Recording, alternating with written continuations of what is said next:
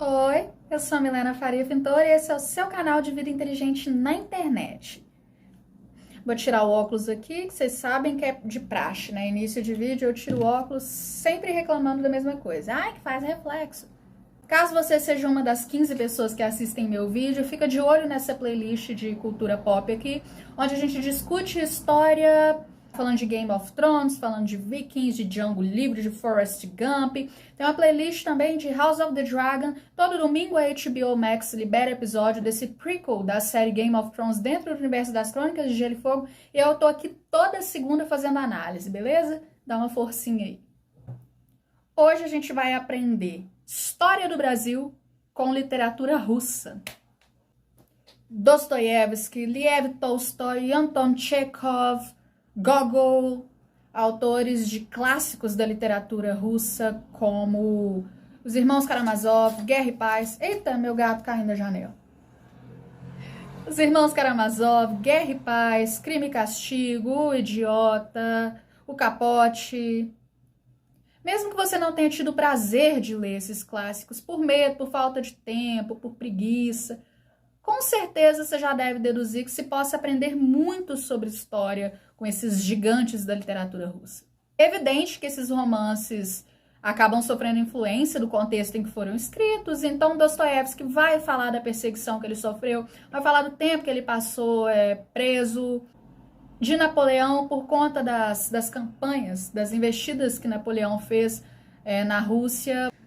Mas o que eu te garanto que foi muito difícil de você deduzir é que a gente pudesse aprender sobre literatura brasileira através desses clássicos. Mas hoje você vai ver que é muito mais fácil do que você imagina. Como, Milena, na Rússia não tinha o czar, não tem lá a princesa da Disney, Natasha Romanov? O que isso tem a ver com o Brasil? Porque o exterior é muito mais glamuroso que a gente, Milena. A literatura é muito mais rebuscada, muito mais difícil, tudo balela, tudo impressão sua. Você vai entender agora, te dar uma aula de história rapidinho. Mas antes não esquece de curtir. Exceto pelo nome dos personagens, que por ser em russo soa muito diferente do que a gente está acostumado, né? A gente tem o Raskolnikov, o Anna Karenina, um príncipe Vassili. Semelhanças da literatura clássica russa com a nossa literatura romântica e realista do século XIX são infinitas, mas eu vou citar algumas aqui. De modo que a gente possa comparar Dom Casmurro com todas aquelas referências ao Rio de Janeiro com Dostoiévski. Porque o Brasil e a Rússia são países muito parecidos. Acontece que ambos os países têm proporções continentais, né? Têm proporções territoriais gigantescas. Minha gata chorando pra ir lá na janela, ó, porque eu fechei pra isolar o som. Tá vendo? A gente me valoriza. Até minha gatinha sofre pra eu gravar vídeo pra vocês. Ambos foram impérios, tiveram essa figura do imperador escolhido por Deus por muito tempo. Ambos foram países agrários por um período enorme. Ambos tiveram esse regime de servidão por um período tão grande quanto. Significa que uma parcela gigantesca da população vivia em extrema pobreza enquanto a aristocracia gozava de recursos.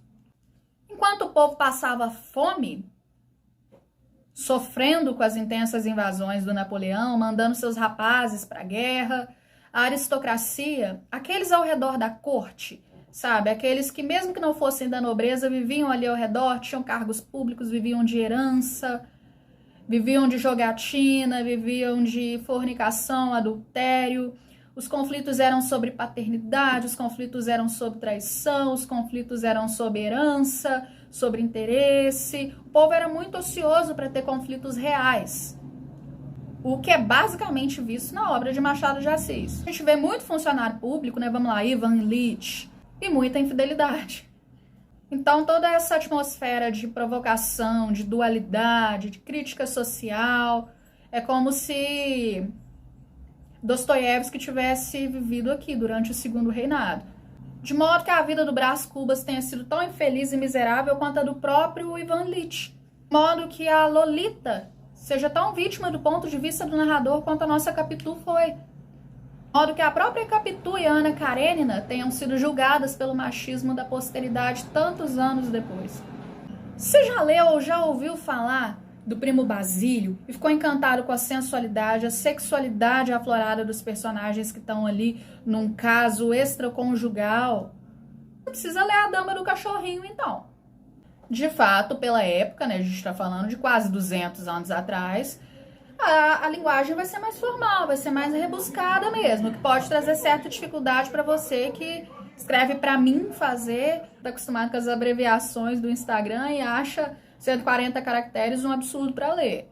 A Rússia pré-revolução de 17 era uma Rússia servil, bucólica, só se escrevia fora do campo quando se falava de São Petersburgo ou de Moscou. E era para mostrar a realidade fétida em que a maior parte da população vivia, a extrema pobreza e as dificuldades para se conseguir o básico. Assim como no Brasil. Não se saía do Rio de Janeiro, exceto quando se ia para São Paulo.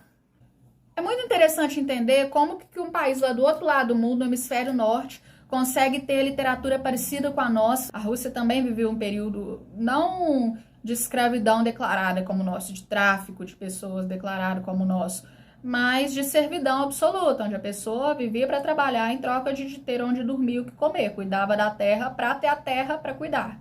Sem falar que a libertação desses servos na Rússia foi feita às coxas, assim, às pressas e com raiva e remorso e ressentimento, exatamente como houve no Brasil.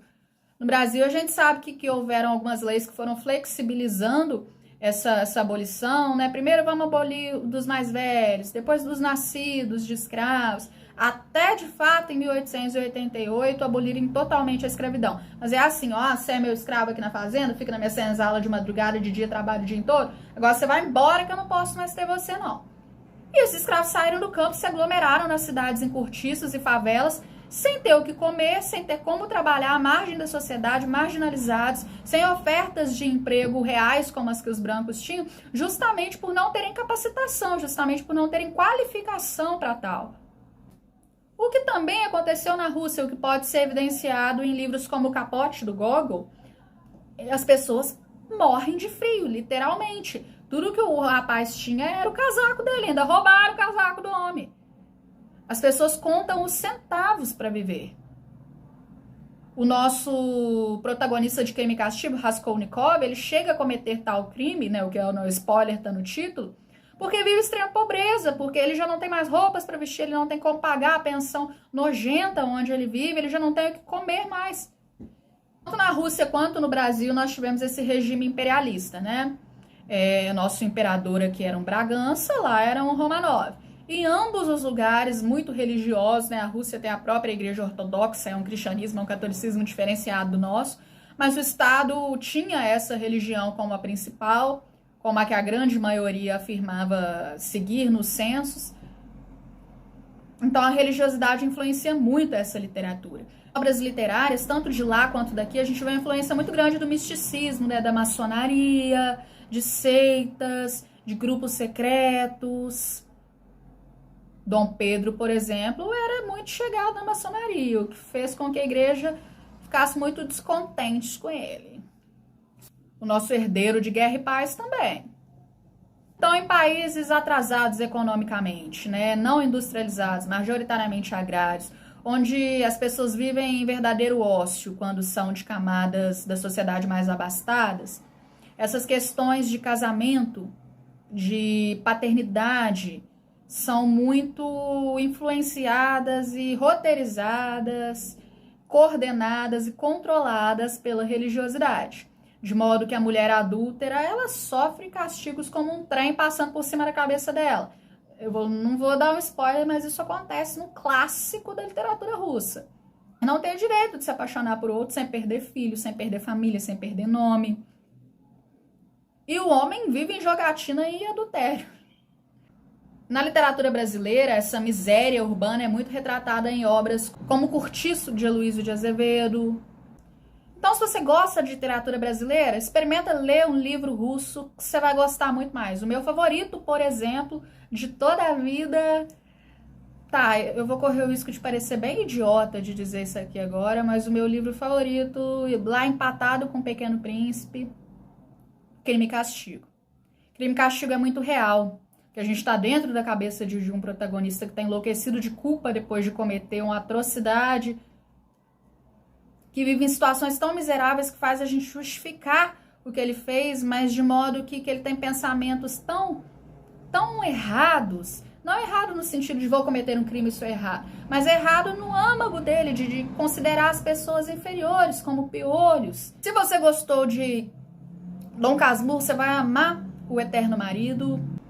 Se você ainda não leu nada de literatura russa, não precisa ter medo, é muito bacana. Começa por um mais pornô chanchada, que nem é tão considerado literatura russa assim, porque foi publicado na França, que é o Lolita, do Nabokov.